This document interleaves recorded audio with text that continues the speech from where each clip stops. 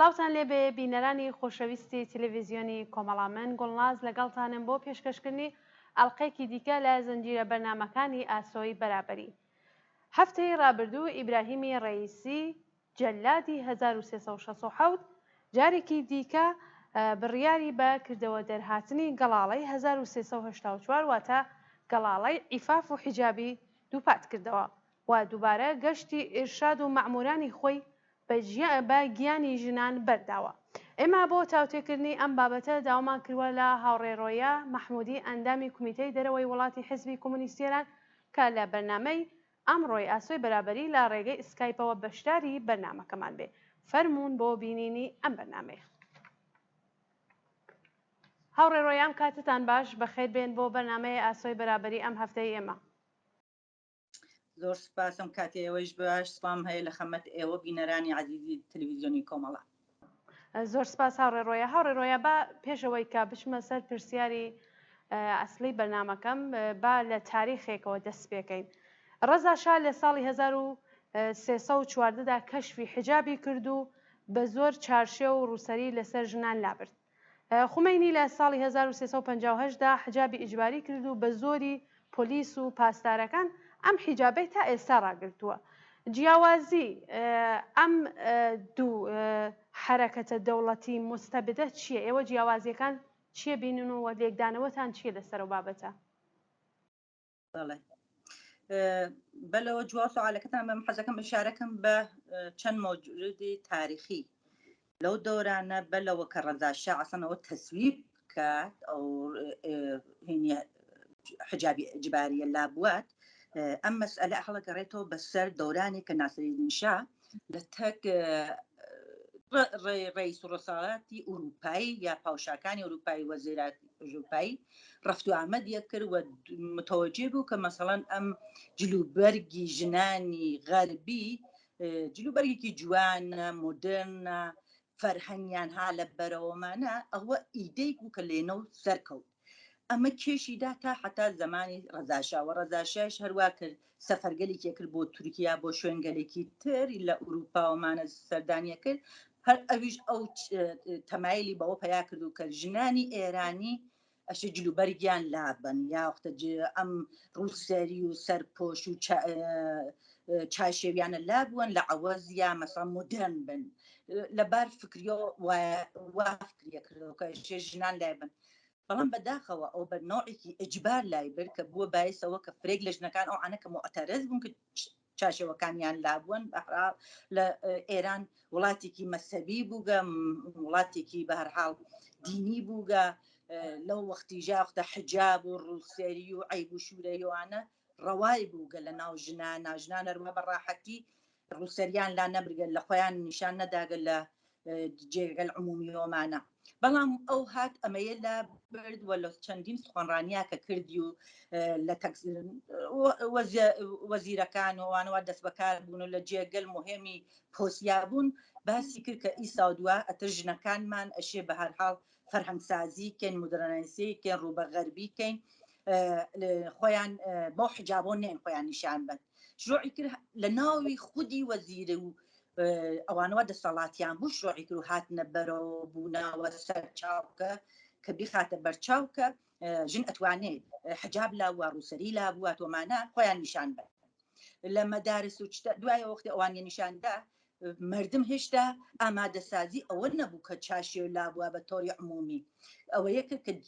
بە هەرحاڵ ئەویش مەسئلەیەکی مەطرح کرد کە ئیستا دووە هەرکە چە معالمین چاوانەوە لە جێگەل ئیداری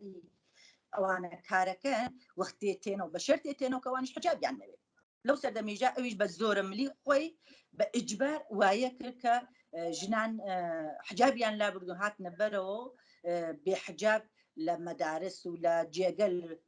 مهمە کە کارگەل پۆسی و ئیداریان بوو بە حجاب خۆیانیان نیشاندا ئەوی زۆرە ملیە کرد حتا لە مردم ئەوە کە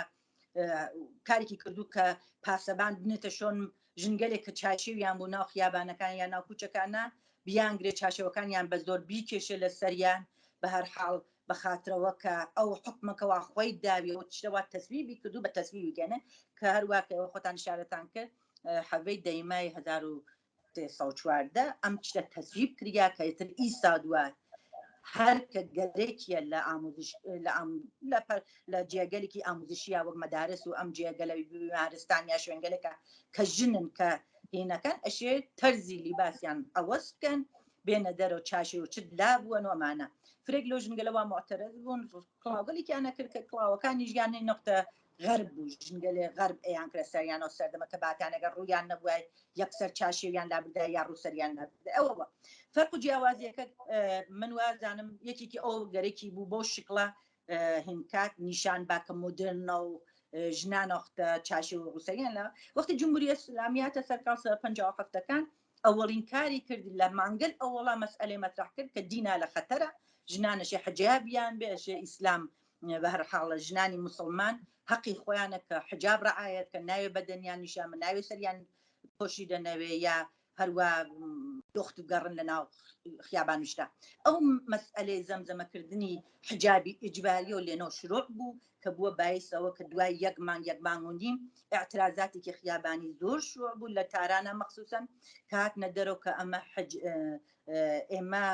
ئینقلابمان نەکردەوە کە تۆسەری بینی یاختەشە ڕووسەری بەنە سەرمانە ئینقلاب مەڵام جوابووی ئەو نینە نەبوو اعتراضاتە نەبوو جمهوری ئیسلامی تەسویبی کرد کە ئەمە ئەشێ وا بێت شارێکی زەختێکی فرێخستە سەر پیاوانی ئەو دۆرانەکەشێ شەرەفتان بێ شخصیەتتان بێ فرێک لە ژنەکانی ئیجازە نەداتە بێتە محیط کارەکانیان ئەوە ئەویش بەو شۆیەوە ئەگەر حجاب ڕعایەت نەکەن بە هەر حاڵ ئەویش هەر بە زۆرە ملی خۆی مەسئلە سەرەوە بوو لە ژن لە تەبقەی کابوو کە بە طبقەی دوم نیشانەدا ئەوە کە ژن حەقی یانەی حەقی مسلمی خۆی نەبوو لە هیچ چ لە زمانی ڕەزاشا چ لە زمانی خومینیە خۆی انتخابی کە ئایا من حەزەکەم وەک ژن ڕووسەری بەسەر بم یا ڕووسەریم لابووم هەردوو نوعەکەی بە نوعێکی ئجبار بوو بەسەر ژنە داسەپیا بە دەلیلەوە ژن ئەو جایگایە لە جامعە نەبوو کە وەک پیاک چاوی لێکەن من وازان بەشێکی عمدەی لەوە بوو کە ژنیان بە ڕەسمیەت وەک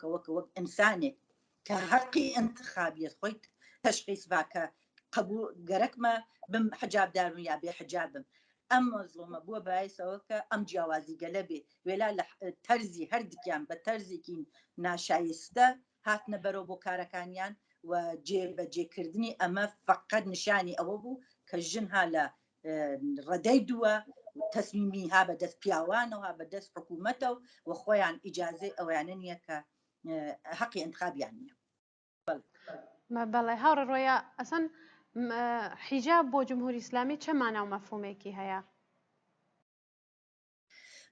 معناو مەفهومی فرەز یەکێکەوە کە وڵاتێکی دینی و ئیسلامیە وەختێکی لە ئیسلامە هاتکە کەشە حجاب ڕعایەت کردگە ژنگل حەقیان نییە بە سەرڕوت یا بە خۆیان نیشانمە یا دەموچاویان نیشانە زاهریان نیشان بن بۆ پیاگەلێکە غێرە باوک برا یا شوو کەسانگەلێتر کە جزوی خانەوادەنی یا جزوی ئەوەلیە خانەوادەنین حەقیانە لە جێگەل عمومیە خۆیان نیشان بن بەسەر ڕووتی یا بە کۆڵ ڕووتی یا چودانم دەموچاویان دیار بێت مەسئلە ئەوەسە کە بە هەر حاڵ ئەوان ئەشێ لە ژێر تەسەلودیکە بن کە حەقی نییە نامەن کەسانگەلێک کە بە هەر حاڵ هینیان نیە حەڵاڵ نین لە بەرابەریان و زاهر بن لەو جێگەلە نیشانی بنەشە خۆیان پۆشنن کە بتوانن بە هەر حاڵەوەختە ڕاحەت هین نەکەن کارێ نەکەن کە پیاوان بە هەر حاڵ هەڵبێنن بەوە کە مەسەڵان پیاوان هەڵخرن بەوە کە ژنێکی زەریف تواشاکەن بۆ عملیکەن یا چزانم هەواسی بە دین و دیانەت یا نەوێ فرەتە هەواسی بە حاڵەتی زەرافەت و هینی ئەو ژنەوە بێ مەسئلەوە بوو ژنانیان نەختە وها پێکرد کە ئەشێ خۆی پۆشنێ وەختی تێتە جێگەل عمومی ناوێ زاهری نیشان بە چونکە احتمال یەست کە پیاوان لە ڕەدەر خارجکە دوایەوەیژە ئەوە لە دینی ئیسلامە غێرە قانونی و غێرە مەسەبی و غێرە هێنا نوعێکی ئەجبار بوو بەسەر ژنان کە ئەشێ حتمما خۆی پۆشنێ و هەمزەمانیش بووە هینێکیش ئەم مەسئلە بووگە شتێک کە جمهوری ئیسلامی ئیسفادەی لێکرێت لە هەر شرایەت و لە هەر جێگەیکە بە نەفعی پیاوان و بە زەرێرەی ژنان کە ژنان بخاتە ژێر کۆنتترۆڵی پیاوان و بە پیاوان تەسمیم گیرەندە بن حتا بۆ لیباس پۆشاندن یا بۆ ئەوە کە چۆن خۆیان لە جێگەل عمومیان نیشان بنوەمانە تواوی ئەوانە جمهوری ئیسلامی لەم دەورانە فشارێکی فرەعمدەی هاوڵ بەسەر ژنانە هەروەکە ئەجباری کرد کە تۆشی حجاب بۆ بێت و خۆت نیشان نای لە جێگەل عمومیە و ئەشێ ڕعایەتی کەیت و ئەو فشاریە هاو دەسەر ژنەکان کە تۆ خۆت وەزیفەتە خۆت پۆشنی ئەگەر خۆتۆ نەپۆشان ئەگەر ڕعایەتت نەکرد حجاب تا حەقی خۆت ئەگەر مجازات کردی یا زیندان کردی حتا لە دەورەی کە لە ساڵ پێم وابێ 62 بوو شتێکی تەسویب کرد بە ناو ئەوەکە ئەگەر ڕعایەتی نەکەی حەقی خۆتە 74 زەربەی شەلاقی ژۆ لێبن لە جێگەل مەکانگەل عمومیژە ئەوەی ژێ سابت کرد فرێک لە ژنان ئەقتەگەر بە نوع اعتراض خۆیان نیشانەدا لەو دەورانە کە ڕووسەرینیە بەسەریانەوە یا حجابیان ڕعایەت ناکرد بە قەوڵی خۆیان ئەیانیانیانگە بێحورمەتی چوزانم کوشتن بڕین بە نوعێکەختە سەگەل زەنەندە بە خۆیان بە خانەوادەیان بە شووریان یا بە برایان کە چەنە بێعورزان ئێوە مەسەڵەن خۆشکەکەت یا ژنەکەت یا دایکەکەت ئاوا هاتکە دەرەوە حجابی ڕعایەت نەکردگە شەرەف و ناموسێ وەخت کە بکە قەتەر ئیسلام کە بکە قەتەر ئەوانیە ڕێی نەکرد و هەمزەمان 74 زەربە شەلاقیان بۆ نووسی لەبار ئێکۆنۆمیژە و بازێ وەختی جەریمەی نەقدیە کرد خۆی بە نوعی اقتصادی خۆشی ئەبردە بەرەو کە جەریمەیەکی پوڵی لە لەم ژنانە کە حجابیان ڕعایەت نەکرد لە جێگەل عمومیە بیکە یعنی جمهوری ئیسلامی لە ڕۆژێکەوە هاتکە بجۆز زەرب و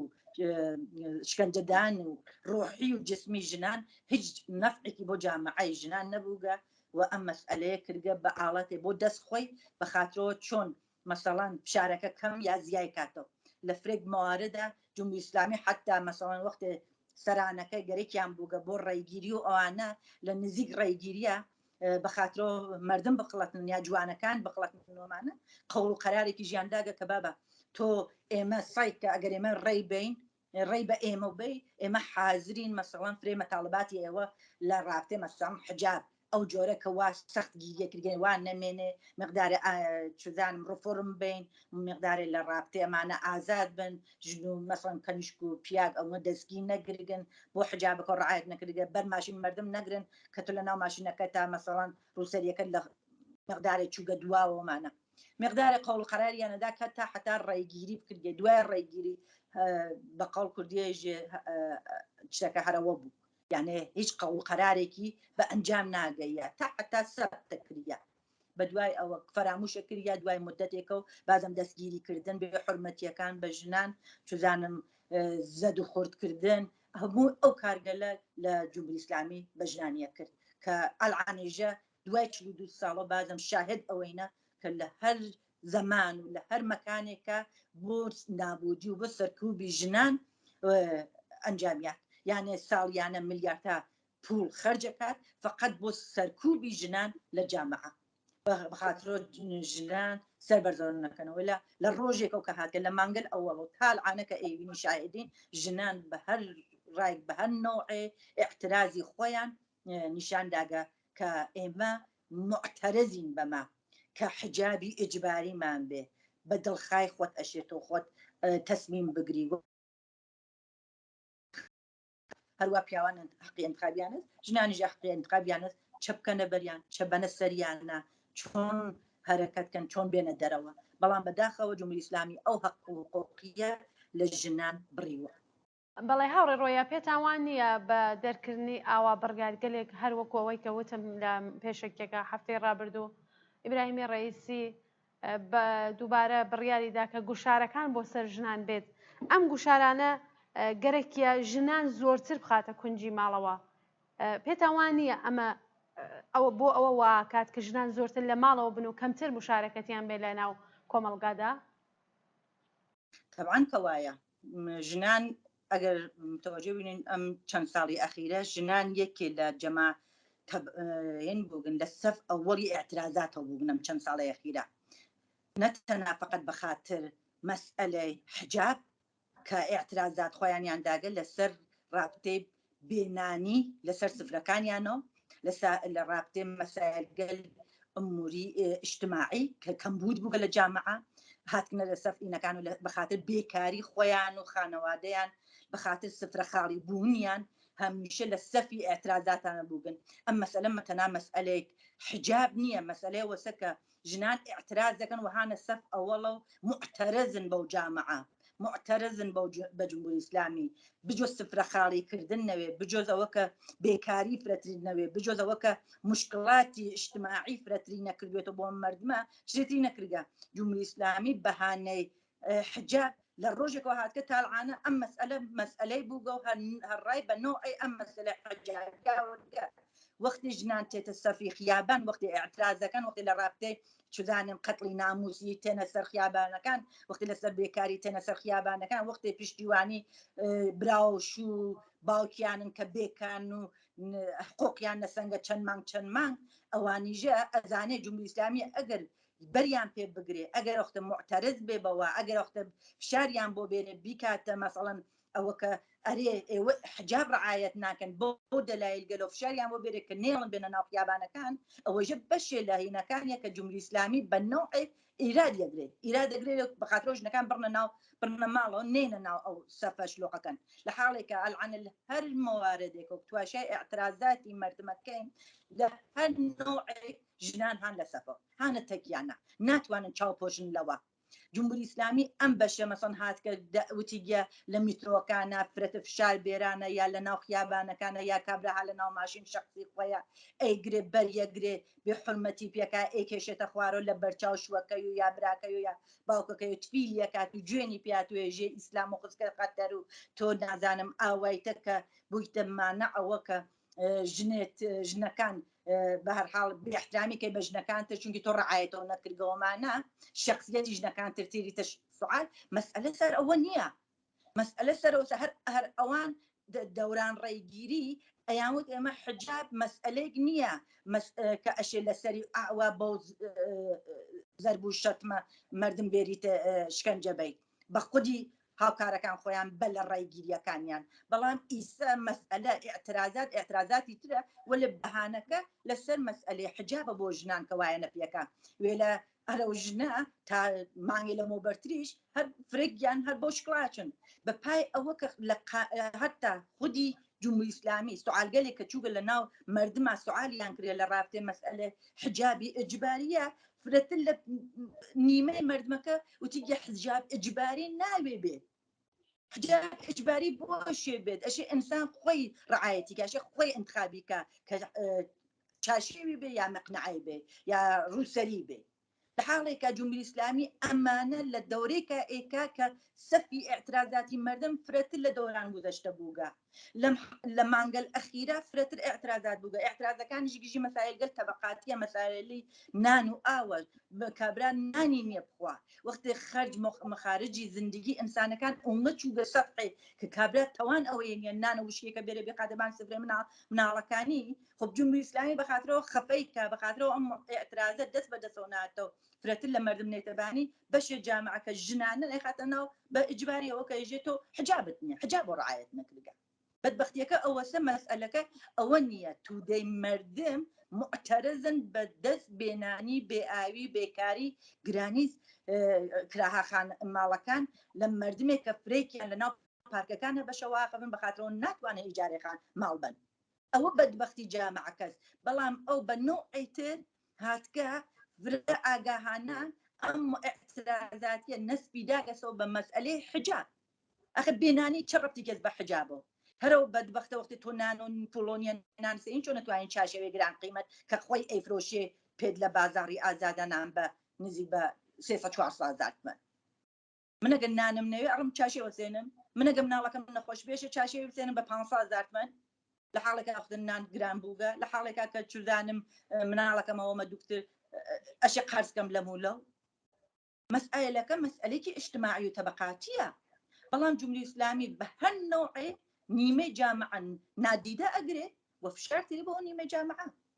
ئەو نیمەی جامعە ژێسە ژنانە کە ئێژێ بڕنە ماڵەوە بە لە شان بە شانی براکانتان باوکەکانتان شوەکانتان نێن ئاعتراضکەن هەچی سەفەکە توولانی ترەوێتەوە هەچی ئەعترازات فرەترەوێتەوە معلومە بە نەفعیەوە جمهوری بە زەرەری جمهوری ئیسلامی جمهوری ئیسلامی لەوە ئەترسێ ناتوانێت بەرمە مردم بگرێ چاکە لە عەوەزیە جەماعەتێکی دیکتاتۆر جەماعەتێکی نازانم ئەوانە کە زەرب و شتمان لە مردمی بێگوناح وەک ساڕۆڵاوانە کە قبلەن بوون هاتن گەشتی ساڕۆڵا ئەمانە ئەیانی خستە ناو مردم بە موتر و بە ماشین کەفت نەشۆن کەنیژگەل چاژەوەکانیان لەسەریان دەراوە بە شەق و بە ئەسلح ئەیاندا بە ناوشان مردم ئەو جوواکە ئیسە جوایە کردگە وتیگە ڕعایەتینەکەی حەقۆنی بیتۆ سەرکار مردم بێکارە هەزاران هەزار میلیۆن وەختە لە جامعە 75 میلیۆن ئینسان هەڵێنە فرێک جوانەکان بێکارن گەلێکە بۆ نۆعە فشار بێرە کە بیژە تۆ کە نایت ئەتیتە ناو تیتە سەرکارەکە دەشە حجاب 100% ڕعایەتکەی ڕعایەتی ناکەی ئیخراجی لە کارەکە بەڵێ هاوڕێ ڕۆیا من لێرە تێگەشتم لە قسەکانی ئێوە کۆماری ئیسلامی بۆ چارەسەرکردنی کێشەکانی ناوخۆی ئەوەی کە خۆتان باسان کرد لە بێکاری گرانی هەرچی ڕۆژە سفرەی خەڵکی کرێکار و زەحمەت کێش کۆلەتر دەبێ ئەوانەی کە خۆمان نەزانین ڕۆژانە شاهدی لە خەبەرەکانە ئەیبیسی بۆ چارەسەری کێشەکانی دەست بۆ ئەبزاری سەرکوب بەرامبەر بە ژنانەوە ئەمە یەکێک لە ڕێگا چارەکانی بۆ حەلکردنی کێشەکانی خۆی من وا تێگەشتم لە قسەکانیەوە ئایا وا بوو؟ بەڵێ بە بڕوای من جمهوری ئیسلامی بە خاترەوە ئەو ئێعترازات گەلە گەورەتر نەوێ ژنان لە سەفی ئەوەڵێ نەون کەم چەند ساڵی ئەخیرە بووگن ئەکاتە بەهانە حجاب حجاب بەکاتە بەهانە بۆ مردم خاتە گۆشەی ماڵەکان حجاب بەخاتە ئەجباری بەخاترەوە مردم بێکارکات مەخسوسەن ژنان بەشێ لەوانەسە هەمزەمانی چراساوزێکە بۆ پیاگەلێکی کە دینی و ئاینی وەک گەرەکیانە ژن لە ژێر سەڵتەی پیاوا بێ هەمیشە هەروە چۆن قەتڵگە ناموسیە کریگێ بە حکومگەلێکی فرە سادەئان بە پیاکان وەلی ئەگەر ژنێک پیاوێک کە ساڵیانی ساڵ شکەنجێ کردگە بیکوژێ ها لە حەدە ئیعدامە یا زیندانێکی تاو دڕۆژەوە ها لە زینگە ها لە زیندانە ئەیاپیان واکات بجۆز ئەوە نەوێ کە ژن لە ژێر کۆنتترۆڵی پیاگا بێت و ژن لە کۆنتترۆل یختا دەوڵەتا بێ شێتر ناوینم لێ دوو هێناوینم لەوە یەکێکی مەسئلەی اقتصادیەکەیە یەکێکی مەسئلەی ئەترازاتەکانیە یەکێکی ئەوسەر کە ژنەشێ لە کۆنتترۆلی پیاگا بێت و لە ئەترسێ لەوە کە ژن کۆنتترۆل بگرێتە دەسەوە ئیجازە ناتێتن لەوە زیاتر فشاری بۆ بێرن ئیجازە نابەوانە کە ئەتە فرەتر لەوە لە ژێر سوتەما بێ ژنەکان نسبەت بە گوزەشتە ئاگاترن وریاترن وەختێ ئەومە چگەل ئەوینن لەم هیچ فەرق و جیاوازی ناوێ ئەوینەنە چه فەرق و جیاوازی کەس لە بین ژنێکی ئێرانیا و مەسەڵەن ژنێک لە حالە تورکیا یا ها لە وڵاتی تر نزیک بخۆیە یا لە وڵاتەکانی ترە دلیلی چەسەشێ ژن لە ئێرانە بەو شرایطە ژیانکە لە شرایەتی کاکە واقعا وەختە بە نەفەر دوم حەساوە کردی ئەرزشی نییە جواوی نانەوە لە فرێ مەسایلەکان ناوەختە هیچ ئەمکانێکیان بۆ فراهم نەکردگە لە حاڵێکە لە ئێرانە ژنانی ئێران لە ڕۆژێکە و جمهوری ئیسلامیات کەپان ڕۆژ بە ڕۆژ ئاگاهتر دقیقتر باشتر لە گوزەشتە هەر ساڵ ئەڕنەبەرەوە ئێعترازاتی خۆیان نیشانە دەستاوەرد کەم یافرە بەهەرحاڵ بەدەستیان ناوەرگە ئێعترازاتیان کردگە لە فرێ مەسایلە دەخاڵەتگەر بووگن هاتکن نیشانیان داگە کە فەرق و جیاوازی بین ژنان و پیاوان ناوێ بێ ئینسان ئینسانە هیچ فەرقێکی نییە پیاگی یاژنی ئیمکاناتەوە بێت تویش وەکەرەوە پیاگە دەسەڵات ئەتوانی لە ناو جامعە نەزەر بێت ئەتوانی حەقی انتخاب دەست لە حاڵێکە جمهوری ئیسلامی ئەو حەقیە لە ژنان بڕێگە و جمهوری ئیسلامی گەرێکی نییە بە ڕاحەتی بە ئاسانی ئەو هێنگەلە حەقگەل ژنانە بیات مەسئلەکە سەرەوەسە بجۆتەوە من شتێتر ناوینم تیا بەڕاستی بەڵێ هاوڕێ ڕۆیا باسان کرد لەوەی کە کۆماری ئیسلامی لەم هەفتەی ڕابردووە باسی لەوە کرد کە حتا ژنانێک کە لە شوێن هەلێک عمومی وەکو مترۆ وەکو بیمارستانەکان وەکو شوێنهایەک حتا چەند دوکانێکیان لەسەر بە قەوڵی خۆیان بەد حجابی پڵۆم کردووە ئەمە بەخشنامەوە لێکە کە جەدیدەن هەر ڕۆژ کاربەدەستانی کۆماری ئیسلامی بەڕێوە یابن هەر بۆ نمونە چەند ڕۆژی ڕابردوو یەکێک لە کاربەدەستانی ڕژیم باسی لەوەی کردووە ئەفغانستانی وەکو ئۆلگویەک بۆ خۆیان داناوەکە لە یەک ساڵی ڕابردوودا کە هاتووەسە سەرکار و ئەو سەرکوبانەی ژنانی کردووە بۆ نمونە ڕێژگای داخستووە بۆ نمونە چۆسە شوێنە عمومیەکان تانوان نییە گەرەکیە هەر ئەم ڕەوشەی کە لە تاالبان وەرگیراوە ئەمەش لەسەر ئێران دابنن چونکە خۆیان باسییان کردەوە کە ئەوان لەمە یەک ساڵی ڕابردووە زۆر موفق بوون لەباری حتا تەقویەتی شێعۆ بە قەڵی خۆیان کە باسییان کردووە ئێوە حتا ئەوەی چیان وتووە کە ئەم یەک ساڵی ڕابردووە ئێمە زۆر ڕەوابتمان بۆ زۆر تێکەڵ بووی و تەسیری باشمان وەرگرەوە ئێوە ڕاتان لەسەر ئەو قسانە چییە؟ طبعا وەختە جمهوری ئیسلامی حەزەکە هەلواقان وەک ئەفغانستان ژنەکانی لە ماڵان نگا بێرێت بیان خاتە گۆشەی ماڵ فرێ مەسایل گەل عمومی اجتماعی مەخصوصن وەک وەرزشکارەکان و ژنان ئەچن یا بۆ مەسایل گەل وەختە ئاڕایشکە ئەوانە داخا لەمە وتم ئەرزش ژن لە جامعەی یا لە جمهوری ئیسلامیە ئەرزشێکی نییە بۆ جمهوری ئیسلامی حەزەکە لە گۆشەی ماڵەکان ڕۆژ ئەوڵ جمهوری ئیسلامی وتی ژنان جێگەیان ماڵە جێگەیانەوە خەمەتکەن بە پیاوان و مناڵیان بێت کەسێک کە ئەو تەرزە فکریە بێت ئایا ئەتوانێت ئیجاز حەزکات کە ئەم فەردە یان ئینسانە بە جایگایکی بێ لە ئیجتماع بتوانێت بێتە بە دەست و باڵی باز بێ بە حەقی ئەنتخابی بێت تەبعاً یەسی و وەلی یەک شتی فەراموش کردە جمهوری ئیسلامی ناتوانێت ژنانی ئێران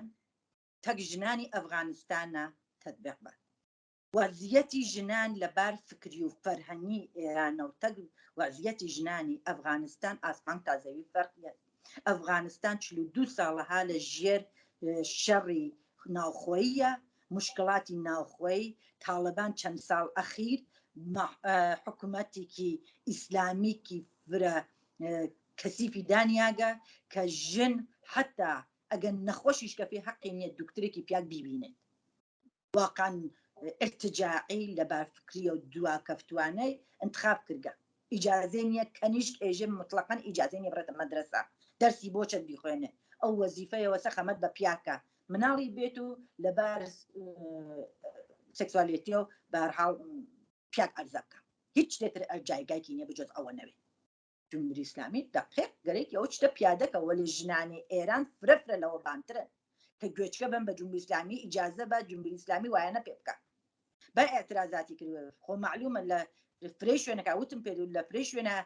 گەشتی ساڕۆڵا و ئەمانە ئەگەڕێ لە ناو ماشینی شخصی کاورای کێشێتە دەرەوە لە بەرچاو شوەکەی شەقی پیا بە شوەکەی ئەهانەتەکە ئێژێ تۆ عورزەیەوە تەنیەش جڵۆی ژنەکەت بگری کە حجابەکەی ڕعایەتکە لە مترۆکانە مردمدا خۆزن کێشان ئەیاون بۆ بازداشتکە ئەوانە گشتیەوەسە یا ڕۆژ بە ڕۆژ ئێعلامیەکەن کە ئێمە کەسانگەلی کە حجاب ڕعایەت نەکەن ئەمە ڕعایەت نەکەن ئیجازیانی بێنە سەرکارەکانیان یا دەریانەکەن یا فرەتر لە وەختە عەزیەتە و ئازاریانین ئەشە خۆیان تەسلیم بگرن ئەگەر گەرەێکیانە عەزیەت نەکێشن ئازار نەکێشن ئەشە حجاب ڕعایەت بکەن ئەمە جمهوری ئیسلامی و ئەمەژە قانونی جمهوری ئیسلامیەشە بینیکەن بەڵام ئایا ژنانی ئێران مردمی ئازادی خوازی ئێران ئەوانە کەوا هەمیشە لە سەفی ئاعترازاتا بووبن ئەوانەوە واقعاً زیندانیان کێشاگە ئەوانەوە حتا کەسی ژیان لە ڕێگە لە دەستداگە ئەتوانن چاوقوشن لە ئەم گشتە مشکلاتە بەخاتر زەرب و زۆڵتر یانێ تەجروبەی 42 ساڵ کەمە بۆ ژنان بازمەختە بە سەفی ئاعترازات خۆیان بازم پەیوەستکەن و ئەم مشتێ محکەم بنەوە ناودەم جمهوری ئیسلامیە ئەمە شتێکی تازگی نییە بۆ ژنانی ئێرانی و ناتوانێت جمهوری ئیسلامی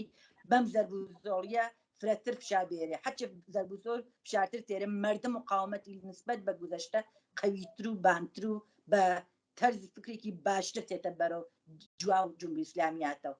ئەوە شتێک نییە کە بە ڕاحەتی جمهوری ئیسلامی بتوانێت کە بە کورسی داینێ مردمی ئێران هەمیشە متەوەجێ بووبن کە جمهوری ئیسلامی هەرچێ ئەترازەکان هەرچێ شتەکانی سەختگیریەکانی فرەتر بووگە ڕۆژ دوایی بە شتێکی باشتر و بانترەکە ئێمە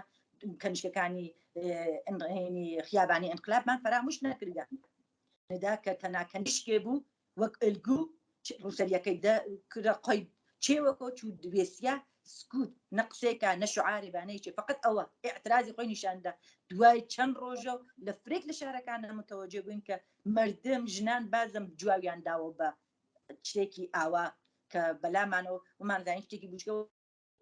نیشانیدا کە مردم چەنێ لەوە پشتیوانیان کرد و ئیسێژە پشتیوانیەکەن ئیسێژ بانکە زیندانی چوبن بانکە شکنجە دریان بانکی بێ حرمەتیان پێکریا وەلید نەچوونە ماڵۆ دانیشن ڕۆژ دوایی بە شعارێ باشتر و خاستراتکەن بەهەرحاڵ جواویان داوەسەوە جمهوری ئیسلامی ئەگەر ئەلعانە ئەم هەفتەگە لە وایەکە پەس دانیشێ 100% مشتێکی محکەمی ئەو ئینسانە ئازادی خوازگەلە حتممە نەخوات حتمما بازەمەختە ئەوێتە باعثەوە کە بازم عقب نشینیکە فرە وەخت گەر ژنانی ئێران و ژنان و پیاوانی ئازادی خای ئێران توێنیان کرد عقب نشینیان کردگە بە خاستەکانی جمهوری ئیسلامی هەروە ڕاحەت نەیتوانیگە بە مەتاڵباتی خۆی بگەیت و لە عەرزی ئەم 42 ساڵەیژان مردمی ئازادی خای ئێران نیشانی داگە بە جمهوری ئیسلامی ئێمە دانانیشین ژنان ناتوانێت دانیشێ لە ناو ئاشپەزخانە و خەریک مناڵ گەورەکردن و ئەوانە بێ فقط وەزیفەی فقط ئەوە نیە ژنان لەوە بانترن ئەتوانن حەقی انتخابیانەت ئەتوانن خۆنگووی مردم بن ئەتوان بێنە ناو ئەتوانن نەزەرات بن ئەتوان بەش لە ئیجتماع بن و ئەتوانن هینیان بێ حەقی انتخابیان بێ هاوڕێڕۆیان من پرسیارێکم نەماوە ئەگەر بۆ خۆتان نوکتەیەک هەیە کە بچانەوێ ئیزافەیکەن بە قسەکانتان فەرموو بۆ ئاخرین بار زۆر زۆر سپاس لەوەکەوە منتان داوەت کرد خۆشحاڵ بم ئەوە کە بازم هاتم بوومە مێمان ئێوە مێمان ئەو بینەرانە کە تواشامانەکەن لەم لەحزە زۆر زۆر بازم دەستخۆشی لە ئێواکەم ئاخرین قسێژم بازم بۆ ژنانی ئازادی خای ئێران ئەوەسە کە مەترسن لەم